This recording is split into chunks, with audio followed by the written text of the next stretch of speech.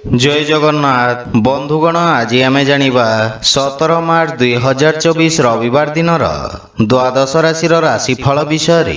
एही दैनिक राशिफल चंद्रंक गोचर गणना को नहीं आधारित एवं चंद्रंक गोचर गणना आम जीवन रे बहुत प्रभाव पकई थाए।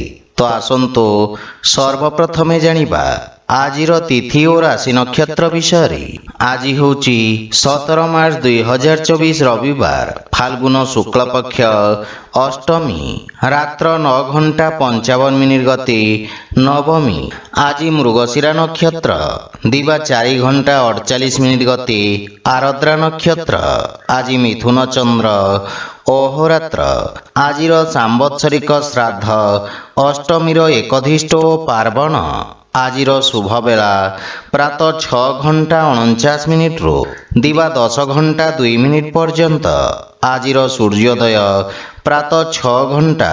आजिर सूर्यास्त संध्या 6:04। आज कन्या राशि पुरुष और कुंभ राशि महिला मानक घात चंद्र एवं मेष राशि घातबार।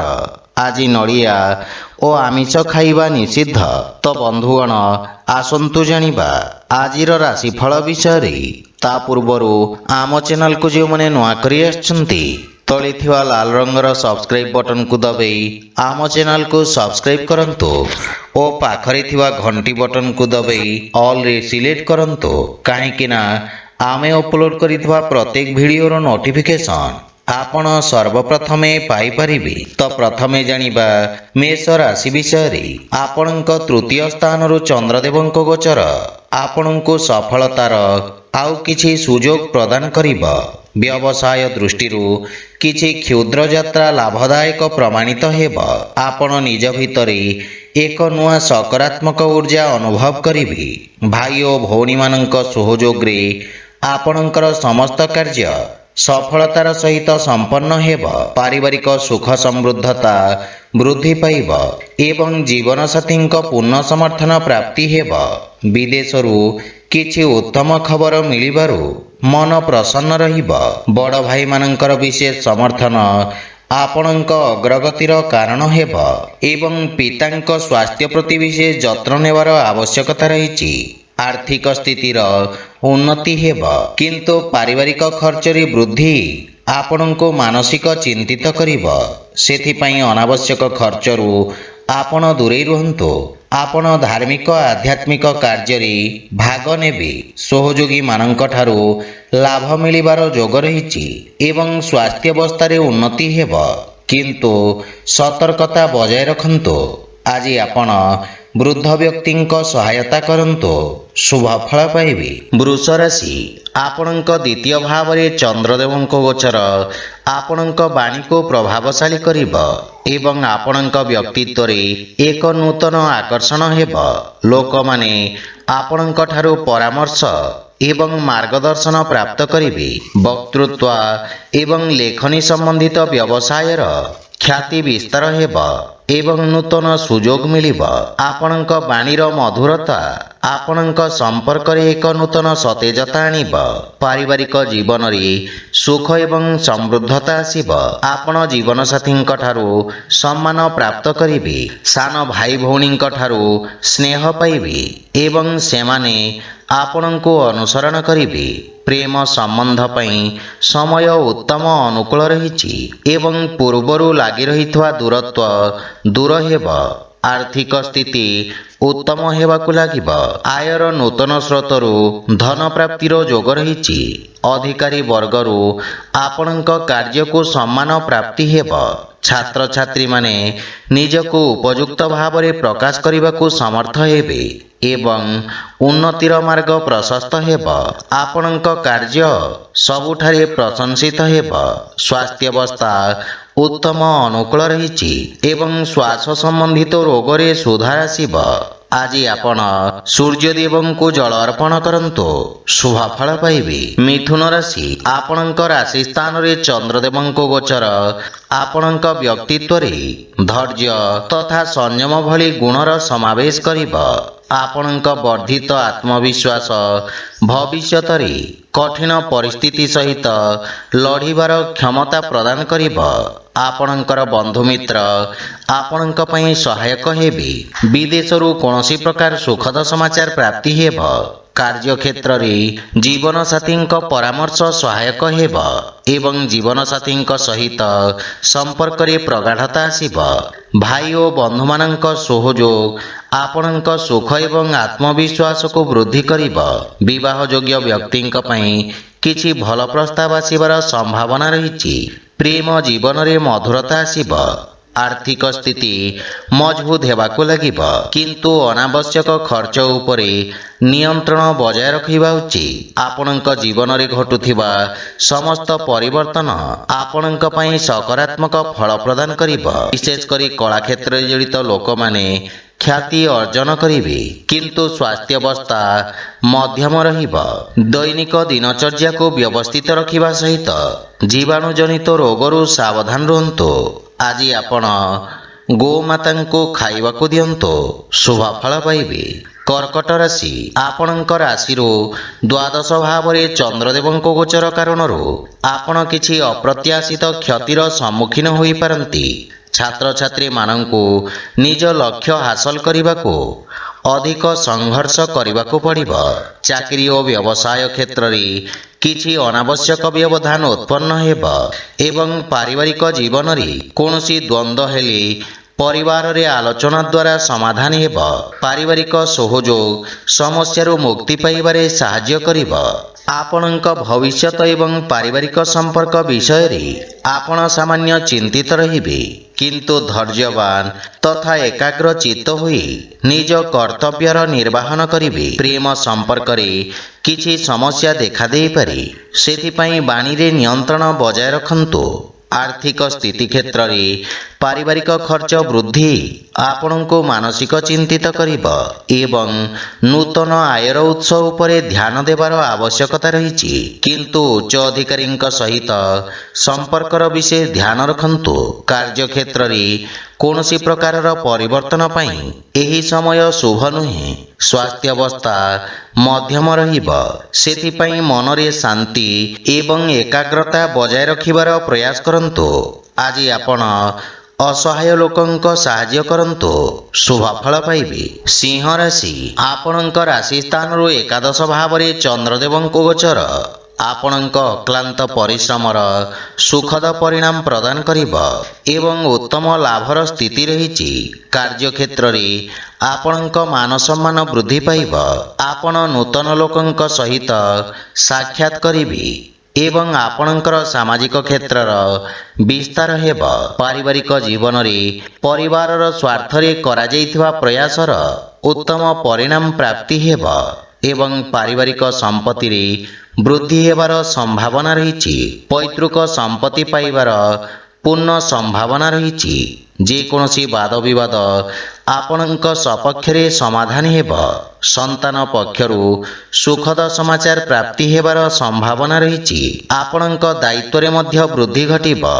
ଆର୍ଥିକ ସ୍ଥିତି ସୁଦୃଢ଼ ହେବ, କିନ୍ତୁ ଅନାବଶ୍ୟକ ଖର୍ଚ୍ଚ ଆର୍ଥିକ ସନ୍ତୁଳନକୁ ଖରାପ କରିପାରେ। କର୍ମକ୍ଷେତ୍ରରେ ନୂତନ ଯୋଜନାଗୁଡ଼ିକୁ କାର୍ଯ୍ୟକାରୀ କରିବା ପାଇଁ ଏହା ହେଉଛି ଉତ୍ତମ ସମୟ। ଆପଣଙ୍କ ଯୋଜନାବଦ୍ଧ କାର୍ଯ୍ୟରୁ ଆପଣ ସର୍ବୋତ୍ତମ ପରିଣାମ ପାଇବେ, କିନ୍ତୁ ସ୍ୱାସ୍ଥ୍ୟାବସ୍ଥାର ବିଶେଷ ଯତ୍ନ ନିଅନ୍ତୁ।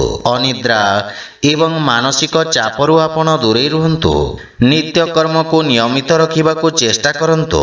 ଆଜି ଆପଣ ସୂର୍ଯ୍ୟଦେବଙ୍କୁ ଜଳ ଅର୍ପଣ କରନ୍ତୁ, ଶୁଭ ଫଳ ପାଇବେ। କନ୍ୟା ରାଶି, ଆପଣଙ୍କ ରାଶି ସ୍ଥାନରୁ ଦଶମ ଭାବରେ ଚନ୍ଦ୍ରଦେବଙ୍କ ଗୋଚର ବ୍ୟବସାୟ କ୍ଷେତ୍ରକୁ କାର୍ଯ୍ୟ ଅଗ୍ରଗତି ପ୍ରଦାନ କରିବ। ଆପଣ ନିଜ ଯୋଜନାଗୁଡ଼ିକୁ ବାସ୍ତବ ରୂପ ଦେବେ। ଟେକ୍ନିକାଲ କ୍ଷେତ୍ରରେ ଜଡ଼ିତ ବ୍ୟକ୍ତିଙ୍କ କାର୍ଯ୍ୟବ୍ୟସ୍ତତା ବୃଦ୍ଧି ପାଇବ ଏବଂ ପାରିବାରିକ ଜୀବନରେ ପରିବାରରେ ଏକ ମନୋରମ ପରିବେଶ ରହିବ ଏବଂ ପାରିବାରିକ ସମ୍ପର୍କରେ ସୁଧାର ଆସିବ। ସନ୍ତାନ ଆପଣଙ୍କ ମାର୍ଗଦର୍ଶନର ଅନୁସରଣ କରିବେ। ଆପଣ ଜୀବନସାଥୀଙ୍କ ଭାବନାକୁ ସମ୍ମାନ କରିବେ ଏବଂ ପରସ୍ପର ପ୍ରତି ପ୍ରେମ ଭାବ ବୃଦ୍ଧି ପାଇବ। ଆପଣ ନିଜ ଶକ୍ତି ଏବଂ ଧୈର୍ଯ୍ୟ ସହିତ ସମସ୍ତ ବାଧାବିଘ୍ନକୁ ଦୂର କରି ବିଜୟ ପ୍ରାପ୍ତ କରିବେ। ଛାତ୍ରଛାତ୍ରୀମାନେ ପ୍ରତିଯୋଗୀ ପରୀକ୍ଷାରେ ଉପକୃତ ହେବେ ଏବଂ ଆର୍ଥିକ ସ୍ଥିତିରେ ନୂତନ ଆୟର ସ୍ରୋତ ନିର୍ମାଣ ହେବ ଏବଂ ଆର୍ଥିକ ସ୍ଥିତି ମଜବୁତ ହେବାକୁ ଲାଗିବ। କିନ୍ତୁ ଅତ୍ୟଧିକ ଆତ୍ମବିଶ୍ୱାସରୁ ଆପଣ ଦୂରେଇ ରୁହନ୍ତୁ। କାର୍ଯ୍ୟ ବ୍ୟସ୍ତତା ଅଧିକ ରହିବ କିନ୍ତୁ ଲାଭର ସ୍ଥିତି ଉତ୍ତମ ଅନୁକୂଳ ରହିଛି। ସ୍ୱାସ୍ଥ୍ୟାବସ୍ଥା ଉତ୍ତମ ଅନୁକୂଳ ରହିବ କିନ୍ତୁ ଶାରୀରିକ ଥକାପଣ ଏବଂ ଦୁର୍ବଳତା ଅନୁଭବ କରିବେ। ଆଜି ଆପଣ ଓಂ ବିଘ୍ନେଶ୍ୱରାୟ ନମଃ ମନ୍ତ୍ରର ଜପ କରନ୍ତୁ, ଶୁଭଫଳ ପାଇବେ। ତୁଳା ରାଶି, ଚନ୍ଦ୍ରଦେବଙ୍କ ନବମ ଭାବରେ ଗୋଚର ଆପଣଙ୍କ ପାଇଁ ଭାଗ୍ୟବର୍ଦ୍ଧକ ରହିବ। ପୂର୍ବରୁ କରାଯାଇଥିବା ନିବେଶରୁ ଆପଣ ଲାଭବାନ ହେବେ ଏବଂ ବ୍ୟବସାୟରେ ସ୍ଥାୟିତ୍ୱ ଆସିବ। ରୋଜଗାର କ୍ଷେତ୍ରରେ ଆସୁଥିବା ସମସ୍ୟାର ସମାଧାନ ହେବ। ପାରିବାରିକ ଜୀବନରେ ପିତାଙ୍କ ସ୍ନେହ ଏବଂ ଆଶୀର୍ବାଦ ପ୍ରାପ୍ତି ହେବ କିନ୍ତୁ ଶ୍ୱଶୁର ଘର ପକ୍ଷରୁ ସମ୍ପର୍କରେ କିଛି ତିକ୍ତତାର ସମ୍ଭାବନା ରହିଛି। ଜୀବନସାଥୀଙ୍କ ସହଯୋଗ ଲାଗି ରହିବ କିନ୍ତୁ ତାଙ୍କ ସ୍ୱାସ୍ଥ୍ୟାବସ୍ଥାର ବିଷୟ ଧ୍ୟାନ ରଖନ୍ତୁ। ପରିବାରର ଛୋଟ ସଦସ୍ୟଙ୍କ ସହିତ ଉତ୍ତମ ସମୟ ଅତିବାହିତ କରିବେ ଏବଂ ମାନସିକ ଶାନ୍ତି ପାଇବେ କିନ୍ତୁ ପ୍ରେମ ସମ୍ପର୍କରେ ସାବଧାନ ରୁହନ୍ତୁ। ଆପଣଙ୍କ କ୍ରୋଧ ସମ୍ପର୍କକୁ ଖରାପ କରିପାରେ। ଆର୍ଥିକ ସ୍ଥିତି କ୍ଷେତ୍ରରେ ଆକସ୍ମିକ ଧନଲାଭର ଯୋଗ ରହିଛି। ନୂତନ ଆୟର ଉତ୍ସରୁ ଧନଲାଭର ସମ୍ଭାବନା ରହିଛି। ଆପଣ ଆଜି ଅଜଣା ବ୍ୟକ୍ତିଙ୍କ ଠାରୁ ସାହାଯ୍ୟ ପାଇପାରନ୍ତି। ଯେକୌଣସି କାର୍ଯ୍ୟରେ ଭାଗ୍ୟ ଆପଣଙ୍କୁ ସମର୍ଥନ କରିବ କିନ୍ତୁ ପେଟ ସମ୍ବନ୍ଧିତ କୌଣସି ସମସ୍ୟା ଆପଣଙ୍କୁ ବ୍ୟଥିତ କରିପାରେ। ଜୀବାଣୁଜନିତ ରୋଗରୁ ବିଶେଷ ସାବଧାନ ରୁହନ୍ତୁ। ଆଜି ଆପଣ ଗୋମାତାଙ୍କୁ ଖାଇବାକୁ ଦିଅନ୍ତୁ, ଶୁଭଫଳ ପାଇବେ। ବିଛା ରାଶି, ଆପଣଙ୍କ ଅଷ୍ଟମ ଭାବରେ ଚନ୍ଦ୍ରଦେବଙ୍କ ଗୋଚର ଆପଣଙ୍କୁ ମାନସିକ ଚିନ୍ତିତ କରିବ। କେହି ନିଜ ଲୋକ ଆପଣଙ୍କ କ୍ଷତି କରିପାରନ୍ତି। ସେଥିପାଇଁ ନିଜ ଗୋପନୀୟ ତଥ୍ୟ ତଥା ଡକ୍ୟୁମେଣ୍ଟ ଗୁଡ଼ିକୁ ସୁରକ୍ଷିତ ରଖନ୍ତୁ। ବ୍ୟବସାୟ କ୍ଷେତ୍ରରେ ଧନ ପ୍ରାପ୍ତିରେ ବିଳମ୍ବ ହେବ। ପାରିବାରିକ ଜୀବନରେ ଜୀବନସାଥୀଙ୍କ ସ୍ୱାସ୍ଥ୍ୟ ସମ୍ବନ୍ଧିତ କିଛି ଅସୁବିଧାର ସାମ୍ନା କରିବାକୁ ପଡ଼ିବ କିନ୍ତୁ ମାତାପିତାଙ୍କ ସମ୍ପୂର୍ଣ୍ଣ ସହଯୋଗ ପ୍ରାପ୍ତି ହେବ। ପରିବାର ଦ୍ୱାରା କରାଯାଇଥିବା କିଛି ଅନାବଶ୍ୟକ ବ୍ୟୟ ଆପଣଙ୍କୁ ଚିନ୍ତିତ କରିପାରେ କିନ୍ତୁ ଭାଇ ଓ ଭଉଣୀମାନଙ୍କ ସହିତ ସମ୍ପର୍କ ସୁଦୃଢ଼ ହେବ। କୌଣସି ପରିଚିତ ବ୍ୟକ୍ତିଙ୍କ ସମ୍ବନ୍ଧିତ କିଛି ଅପ୍ରୀତିକର ଖବର ଆପଣଙ୍କୁ ବ୍ୟଥିତ କରିପାରେ। ପ୍ରେମ ସମ୍ବନ୍ଧ ପାଇଁ ସମୟ ବିଶେଷ ସହାୟକ ନୁହେଁ ଏବଂ ଆର୍ଥିକ ସ୍ଥିତି କ୍ଷେତ୍ରରେ ଧନଲାଭର ସ୍ଥିତି ସାମାନ୍ୟ ରହିବ ଏବଂ ଆୟବ୍ୟୟକୁ ସନ୍ତୁଳନ କରିବା ଆପଣଙ୍କ ପାଇଁ କଷ୍ଟକର ହେବ। ଅନାବଶ୍ୟକ ଖର୍ଚ୍ଚରୁ ଆପଣ ଦୂରେଇ ରୁହନ୍ତୁ। ବିଦ୍ୟାର୍ଥୀ ଛାତ୍ରଛାତ୍ରୀମାନେ ଏକାଗ୍ରତା ବଜାୟ ରଖିବା ପାଇଁ ବାଧାବିଘ୍ନର ସମ୍ମୁଖୀନ ହେବେ। ସ୍ୱାସ୍ଥ୍ୟାବସ୍ଥା ମଧ୍ୟମ ରହିବ ଏବଂ ଉଦର ସମ୍ବନ୍ଧିତ ସମସ୍ୟା ଆପଣଙ୍କୁ ହଇରାଣ କରିପାରେ। ଆଜି ଆପଣ ଶିବ ଚାଲିସା ପାଠ କରନ୍ତୁ, ଶୁଭଫଳ ପାଇବେ। ଧନୁରାଶି, ଆପଣଙ୍କ ସପ୍ତମ ଭାବରେ ଚନ୍ଦ୍ରଦେବଙ୍କ ଗୋଚର ଆପଣଙ୍କ ସହଯୋଗୀଙ୍କ ଦ୍ୱାରା ଲାଭ ପ୍ରଦାନ କରିବ। ବାଣିଜ୍ୟ ବ୍ୟବସାୟରେ ନୂତନ ସମ୍ପର୍କ ପ୍ରତିଷ୍ଠା ହେବ ଯାହା ପାରସ୍ପରିକ ଲାଭଦାୟକ ସହଭାଗିତାରେ ପରିଣତ ହେବ। ଏହି ସମୟ ଆପଣଙ୍କ ପାଇଁ ଅତ୍ୟନ୍ତ ଶୁଭ ଅଟେ ଏବଂ ଭାଗ୍ୟ ଆପଣଙ୍କ ସପକ୍ଷରେ ରହିଛି। ପାରିବାରିକ ଜୀବନରେ ଜୀବନସାଥୀଙ୍କ ପୂର୍ଣ୍ଣ ସମର୍ଥନ ମିଳିବ। ସନ୍ତାନ ପକ୍ଷରୁ ସୁଖଦ ସମାଚାର ପ୍ରାପ୍ତି ହେବ। କର୍ମକ୍ଷେତ୍ରରେ ଜୀବନସାଥୀଙ୍କ ପରାମର୍ଶ ସହାୟକ ସିଦ୍ଧ ହେବ ଏବଂ ପତିପତ୍ନୀଙ୍କ ସମ୍ପର୍କରେ ପ୍ରଗାଢ଼ତା ଆସିବ। ଭାଇ ଓ ବନ୍ଧୁମାନଙ୍କର ସମଗ୍ର ସଂଗଠନ ଆପଣଙ୍କ ମନକୁ ଖୁସି ଏବଂ ଆତ୍ମବିଶ୍ୱାସରେ ପରିପୂର୍ଣ୍ଣ କରିବ। ବିବାହଯୋଗ୍ୟ ବ୍ୟକ୍ତିଙ୍କ ପାଇଁ କିଛି ଭଲ ପ୍ରସ୍ତାବ ଆସିପାରେ। ପ୍ରେମ ଜୀବନରେ ମଧୁରତା ରହିବ ଏବଂ ଆର୍ଥିକ ଲାଭରେ ଧୀରେ ଧୀରେ ବୃଦ୍ଧି ଘଟିବ। ଦୀର୍ଘକାଳୀନ ଯୋଜନା ଗୁଡ଼ିକରୁ ଲାଭବାନ ହେବେ। ଯୋଜନାବଦ୍ଧ ଉପାୟରେ କରାଯାଇଥିବା ସମସ୍ତ କାର୍ଯ୍ୟ ସର୍ବୋତ୍ତମ ସଫଳତା ହାସଲ କରିବ ଏବଂ ଆପଣଙ୍କ ସାମାଜିକ କ୍ଷେତ୍ରର ବିକାଶ ହେବ। ନୂତନ କାର୍ଯ୍ୟର ରୂପରେଖା ପ୍ରସ୍ତୁତ କରିବେ। ଆପଣ ସ୍ୱାସ୍ଥ୍ୟ ସମ୍ବନ୍ଧିତ ସମସ୍ୟାରୁ ମୁକ୍ତି ପାଇବେ ଏବଂ ମାନସିକ ସୁଖ ଓ ଶାନ୍ତି ଅନୁଭବ କରିବେ। ଆଜି ଆପଣ ସୂର୍ଯ୍ୟଦେବଙ୍କୁ ତିଳ ମିଶ୍ରିତ ଜଳ ଅର୍ପଣ କରନ୍ତୁ, ଶୁଭ ଫଳ ପାଇବେ। ମକର ରାଶି, ଆପଣଙ୍କ ରାଶି ସ୍ଥାନରୁ ଷଷ୍ଠ ଭାବରେ ଚନ୍ଦ୍ରଦେବଙ୍କ ଗୋଚର ଆପଣଙ୍କୁ ବ୍ୟବସାୟର କ୍ଷତିପୂରଣ କରିବାର ସୁଯୋଗ ପ୍ରଦାନ କରିବ। କାର୍ଯ୍ୟକ୍ଷେତ୍ରରେ କ୍ରମାଗତ ପରିବର୍ତ୍ତନ ଆପଣଙ୍କ ନିଜ ରଣନୀତି ବିଷୟରେ ପୁନର୍ବିଚାର କରିବାକୁ ପ୍ରେରିତ କରିବ, କିନ୍ତୁ ଆବଶ୍ୟକ ପରିବର୍ତ୍ତନ ଲାଭଦାୟକ ହେବ। ବିଦ୍ୟାର୍ଥୀ ଛାତ୍ରଛାତ୍ରୀମାନେ କିଛି ନୂଆ ଶିଖିବାର ଅବସର ପାଇବେ ଏବଂ ଏହାକୁ ବ୍ୟବହାରିକ ଭାବରେ ବ୍ୟବହାର କରିବେ। ପାରିବାରିକ ଜୀବନରେ ଜୀବନସାଥୀଙ୍କ ସହିତ ସମ୍ପର୍କରେ ମଧୁରତା ଆସିବ ଏବଂ ପରସ୍ପର ଭିତରେ ଥିବା ଭୁଲ ବୁଝାମଣା ଦୂର ହେବ। ପ୍ରେମ ଜୀବନରେ ଏକ ନୂତନ ଆରମ୍ଭ କରିବେ ତଥା ସମ୍ପର୍କ ଅଧିକ ଶକ୍ତିଶାଳୀ ହେବ। ପିତାମାତାଙ୍କ ଆଶୀର୍ବାଦରେ ଯେକୌଣସି ନୂତନ କାର୍ଯ୍ୟ ଆରମ୍ଭ କରନ୍ତୁ, ସଫଳତା ପାଇବେ, କିନ୍ତୁ ସନ୍ତାନଙ୍କ ଶିକ୍ଷା ଓ ଭବିଷ୍ୟତ ସମ୍ବନ୍ଧିତ ଚିନ୍ତା ଆପଣଙ୍କୁ ବ୍ୟଥିତ କରିପାରେ। ଆର୍ଥିକ ସ୍ଥିତି ମଜବୁତ ହେବାକୁ ଲାଗିବ ଏବଂ ଆଂଶିକ ଲାଭ ମଧ୍ୟ ପାଇପାରିବେ।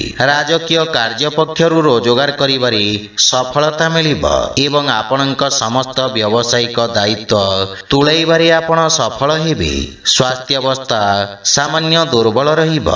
ରକ୍ତଚାପ ସମ୍ବନ୍ଧିତ ରୋଗୀ ସ୍ୱାସ୍ଥ୍ୟାବସ୍ଥାର ବିଷୟ ଧ୍ୟାନ ରଖନ୍ତୁ। ଆଜି ଆପଣ ହନୁମାନ ଷ୍ଟକ ପାଠ କରନ୍ତୁ, ଶୁଭ ଫଳ ପାଇବେ। କୁମ୍ଭ ରାଶି, ଆଜି ଆପଣଙ୍କ ପଞ୍ଚମ ଭାବରେ ଚନ୍ଦ୍ରଦେବଙ୍କ ଗୋଚର ଆପଣଙ୍କ କାର୍ଯ୍ୟକ୍ଷେତ୍ରରେ କୌଣସି ପରିଚିତ ବ୍ୟକ୍ତିଙ୍କ ମାଧ୍ୟମରେ ଲାଭର ସ୍ଥିତି ପ୍ରଦାନ କରିବ। ଛାତ୍ରଛାତ୍ରୀମାନେ ସେମାନଙ୍କର ସମୟର ସମ୍ପୂର୍ଣ୍ଣ ଉପଯୋଗ କରିବାରେ ସକ୍ଷମ ହେବେ ଏବଂ ଏହି ସମୟ ମଧ୍ୟରେ ନୂତନ ଜ୍ଞାନ ଏବଂ ଅଭିଜ୍ଞତା ହାସଲ କରିବେ। ପାରିବାରିକ ଜୀବନରେ ସନ୍ତାନଙ୍କ ଉନ୍ନତିରେ ଆପଣ ବିଶେଷ ଆନନ୍ଦ ପ୍ରାପ୍ତ କରିବେ ଏବଂ ସନ୍ତାନ ଆପଣଙ୍କ ଆଜ୍ଞାକାରୀ ହେବେ। ଭାଇ ଓ ଭଉଣୀମାନଙ୍କ ସହଯୋଗରେ ଆପଣଙ୍କର ସମସ୍ତ କାର୍ଯ୍ୟ ସଫଳତାର ସହିତ ସମ୍ପନ୍ନ ହେବ। ପରିବାରରେ ସୁଖ ସମୃଦ୍ଧି ଲାଗି ରହିବ ଏବଂ ଜୀବନସାଥୀଙ୍କ ପୂର୍ଣ୍ଣ ସମର୍ଥନ ପାଇବେ ତଥା ବିଦେଶରୁ କିଛି ଭଲ ଖବର ପାଇ ମନ ଖୁସି ହେବ।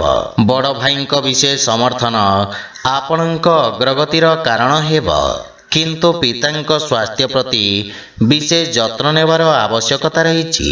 ଆର୍ଥିକ କ୍ଷେତ୍ରର ଅଭିବୃଦ୍ଧି ହେବ, କିନ୍ତୁ ପାରିବାରିକ ଖର୍ଚ୍ଚରେ ବୃଦ୍ଧି ମାନସିକ ଚାପ ଉତ୍ପନ୍ନ କରିପାରେ।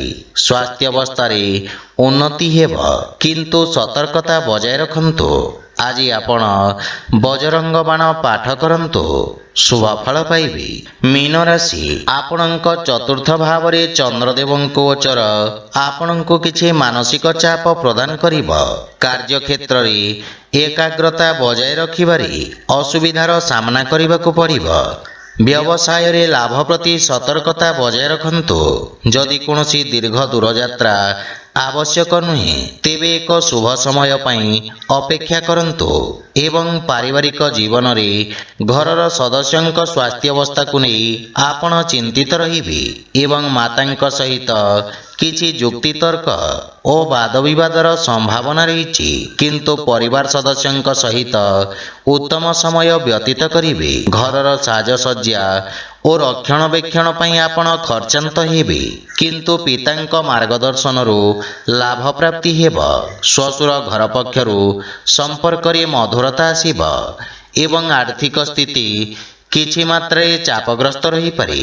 ଆର୍ଥିକ ଅଭାବ କିଛି କାର୍ଯ୍ୟରେ ଅସ୍ଥାୟୀ ଅବରୋଧ ଉତ୍ପନ୍ନ କରିବ, କିନ୍ତୁ କୌଣସି ସୁଯୋଗକୁ ହାତଛଡ଼ା କରନ୍ତୁ ନାହିଁ। ଭବିଷ୍ୟତ ଯୋଜନାଗୁଡ଼ିକ ବିଷୟରେ ବିଚାର ବିମର୍ଶ କରିବେ। ବାଣିଜ୍ୟ ବ୍ୟବସାୟ କ୍ଷେତ୍ରର ବିସ୍ତାର ପାଇଁ ଯୋଜନାଗୁଡ଼ିକ ଉପରେ କାର୍ଯ୍ୟ କରିବେ, କିନ୍ତୁ ମନକୁ ଏକାଗ୍ର ତଥା ଶାନ୍ତ ରଖିବାର ପ୍ରୟାସ କରନ୍ତୁ। ଆଜି ଆପଣ ଭଗବାନ ଶ୍ରୀ ଜଗନ୍ନାଥଙ୍କ ଉପାସନା କରନ୍ତୁ, ଶୁଭ ଫଳ ପାଇବେ। ତ ବନ୍ଧୁଗଣ, ଏହା ଥିଲା ଆଜିର ରାଶିଫଳ ବିଷୟରେ। ଯଦି ଭିଡ଼ିଓଟି ଆପଣମାନଙ୍କୁ ଭଲ ଲାଗିଥାଏ, ଲାଇକ୍ ସେୟାର ଓ କମେଣ୍ଟ କରି ଜଣାନ୍ତୁ ଏବଂ ଆମ ଚ୍ୟାନେଲକୁ ସବସ୍କ୍ରାଇବ୍ କରନ୍ତୁ। ଜୟ ଜଗନ୍ନାଥ।